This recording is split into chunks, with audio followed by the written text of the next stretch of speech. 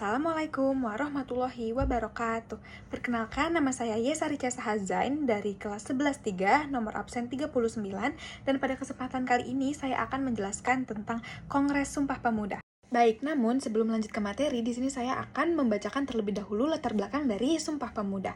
Nah, pergerakan nasional memiliki peran penting dalam membangun dan membentuk identitas nasional bangsa Indonesia. Contohnya yaitu Kongres Pemuda yang pertama dan juga Kongres Pemuda yang kedua.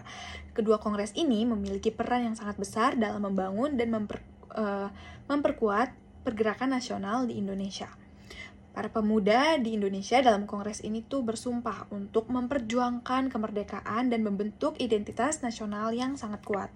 Kongres Pemuda menjadi momentum yang sangat amat penting dalam memperkuat pergerakan nasional dan membentuk kesatuan dan solidaritas antar pemuda di Indonesia.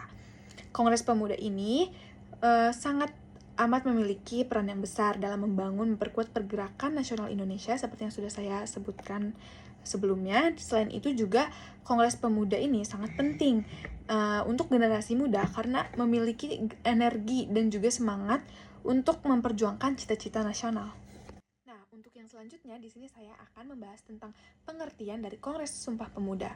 Jadi, Kongres Sumpah Pemuda adalah peristiwa yang penting dalam sejarah Indonesia yang diadakan pada 28 Oktober 1928. Sebenarnya, ini tuh Kongres Sumpah Pemuda tuh ada dua. Yang pertama rapat pertama dan yang kedua rapat kedua itu. Nah, para pemuda ini berikrar untuk bersatu dalam satu bangsa, tanah air, dan juga bahasa yang sama. Jadi nanti di hasil akhir isi Sumpah Pemuda itu tuh terdapat 3 ikrar yang sudah saya sebutkan tadi. Nah, keputusan dari Kongres Pemuda kedua ini itu tuh diselenggarakan selama 2 hari, yaitu tanggal 27 sampai 28 Oktober 1928 di Batavia yang kini bernama Jakarta. Nah, keputusan ini sudah menghasilkan dan menegaskan cita-cita akan tanah air Indonesia, bangsa Indonesia, dan juga bahasa Indonesia. Nah, untuk yang selanjutnya, di sini saya akan membahas tujuan dari Kongres Sumpah Pemuda tersebut. Kira-kira kenapa sih harus ada Sumpah Pemuda? Tujuannya apa sih? Nah, yang pertama adalah memperkuat rasa persatuan dan kebangsaan Indonesia. Dengan ini tuh harapannya untuk membangun kesadaran bersama sebagai satu bangsa yang memiliki identitas dan juga cita-cita yang sama. Dan tujuan yang kedua adalah mewujudkan cita-cita semua perkumpulan pemuda Indonesia untuk bersatu demi Indonesia merdeka. Jadi pemuda-pemuda di Indonesia itu harus bersatu supaya Indonesia ini tuh maju terus gitu, merdeka. Dan yang ketiga adalah menanamkan kerjasama di antara perkumpulan pemuda. Nah, ini tuh untuk memperkuat persatuan dalam perjuangan kemerdekaan juga. Dan untuk yang terakhir, yang keempat itu tujuannya adalah mempererat persaudaraan di antara orang-orang Indonesia sekaligus menjaga bangsa dan mencegah perpecahan. Nah, kalau untuk yang ini tuh fokusnya untuk mempererat persaudaraan dan menjaga persatuan bangsa Indonesia agar terhindar dari berbagai perpecahan yang ada gitu. Nah, untuk yang sekarang saya akan lanjut membahas tentang Kongres Pemuda yang pertama. Sebelumnya saya sudah menyebutkan bahwa Kongres Pemuda itu ada dua, yaitu Kongres pertama dan juga Kongres Pemuda yang kedua. Untuk Kongres Pemuda pertama ini dilaksanakan pada tanggal 30 April sampai 2 Mei tahun 1926 di Batavia. Tujuan dari Kongres Pemuda pertama ini tuh menyamakan persepsi antar berbagai organisasi kepemudaan di Indonesia sehingga terwujud dasar pokok lahirnya persatuan Indonesia yang sejajar dengan bangsa-bangsa lain di dunia. Tapi hasil dari Kongres Pemuda yang pertama ini tuh tidak mendapatkan hasil yang maksimal. Mengapa? Karena Muhammad Tabrani ini tuh tidak sepakat dengan Muhammad Yamin terkait penggunaan istilah bahasa Melayu sebagai bahasa persatuan. Menurutnya itu, apabila tanah air dan bangsa bernama Indonesia, maka bahasa juga harus disebut bahasa Indonesia, bukan yang lainnya, bukan Melayu dan lain-lain. Meski begitu, Kongres Pemuda yang pertama ini tuh udah menunjukkan adanya pemahaman satu nusa, satu bangsa, dan satu bahasa. Jadi walaupun Muhammad Tabrani sama Muhammad Yamin tidak sependapat gitu, tapi mereka udah menunjukkan pemahaman satu nusa, satu bangsa, dan satu bahasa. Jadi tuh intinya di Kongres Pemuda yang pertama ini perbedaan pandangan antara Muhammad Tabrani dengan juga Muhammad Yamin gitu yang terjadi ketika pembahasan bahasa persatuan. Muhammad Tabrani ini tuh mengusulkan bahasa Indonesia sebagai bahasa persatuan, sedangkan Muhammad Yamin tidak mau gitu loh, kayak dia malah maunya mengusulkan bahasa Melayu sebagai bahasa persatuan gitu. Baik, selanjutnya di sini saya akan membahas tentang Kongres Pemuda kedua. Nah, di Kongres Pemuda kedua ini terdapat 3 rapat nih. Yang pertama rapat 1, kedua rapat 2, dan ketiga rapat 3. Nah, dari ketiga rapat ini menghasilkan hasil yang berbeda-beda. Jadi setelah Kongres Pemuda pertama ini selesai, beberapa pertemuan diadakan kembali untuk membahas lebih lanjut terkait tindak lanjut dari Kongres Pemuda yang pertama. Setelah 2 tahun lamanya, dari 1926 hingga 1928, para pemuda yang dimotori PPPI atau Persatuan Pemuda Pelajar Indonesia mengadakan beberapa rapat yang dihadiri oleh perwakilan dari beberapa organisasi pemuda. Nah, berdasarkan rapat tersebut menghasilkan keputusan bahwa Kongres Pemuda kedua ini akan dilaksanakan pada bulan Oktober tahun 1928 dengan susunan panitia sebagai berikut. Dilaksanakannya itu pada tanggal 27 dan 28 Oktober 1928 ya, di gedung yang berbeda-beda juga. Nah, untuk ketuanya ada Sugondo Jojo Puspito atau PPPI, terus wakil ketuanya ada RM Joko Marsaid atau Jong Java. Untuk yang ketiganya ada sekretaris yaitu Muhammad Yamin dari Jong Sumatranan Bon, terus ada bendaharanya Amir Syarifuddin atau Jong Bataksbon, terus untuk pembantu 1 ada Johan Muhammad Jai atau Jong Islamitan Bon, terus ada pembantu 2-nya Katja Sungkana sebagai pemuda Indonesia.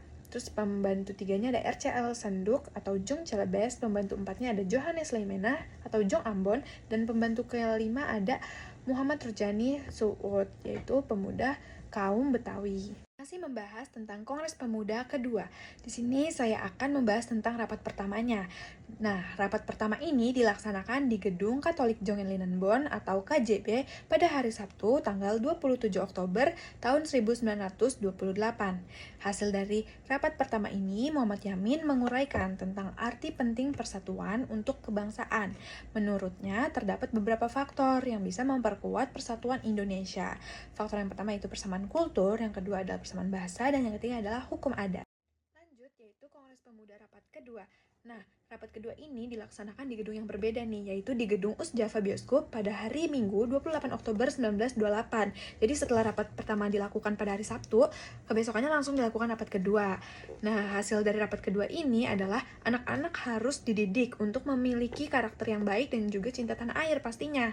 Nah, anak-anak ini juga harus diberikan pelajaran yang merdeka tanpa adanya paksaan apapun atau perintah apapun.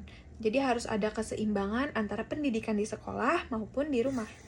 Nah, sekarang kita udah sampai nih ke rapat yang terakhir, yaitu rapat ketiga pada Kongres Pemuda kedua yang dilaksanakan di gedung yang berbeda lagi, yaitu di gedung Indosiscik Club Gebou Kramat pada tanggal 28 Oktober 1928. Nah, hasil dari rapat ketiga ini tuh dijelaskan pentingnya gerakan kepanduan bagi persatuan bangsa.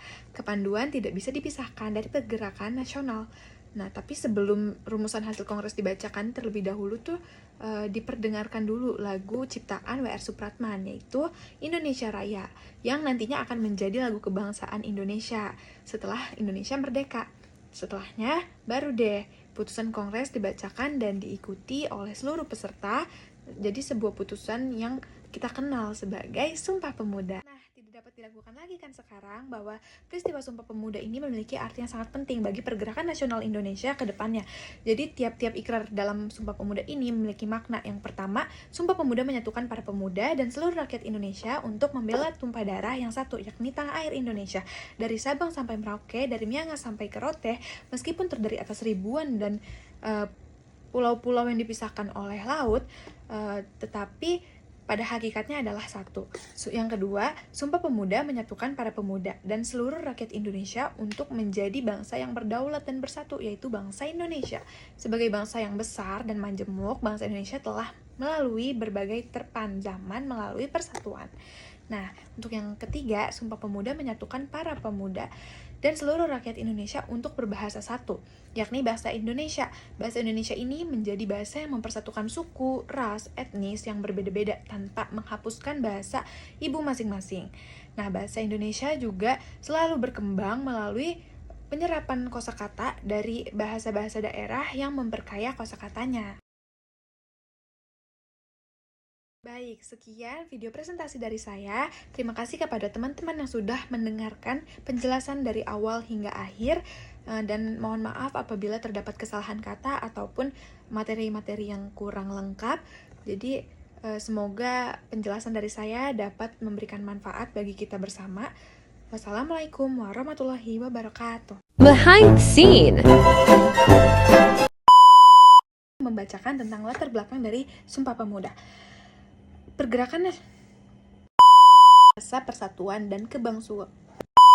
Pertama ini Muhammad Yamin menguraikan. 28 Oktober tahun 1900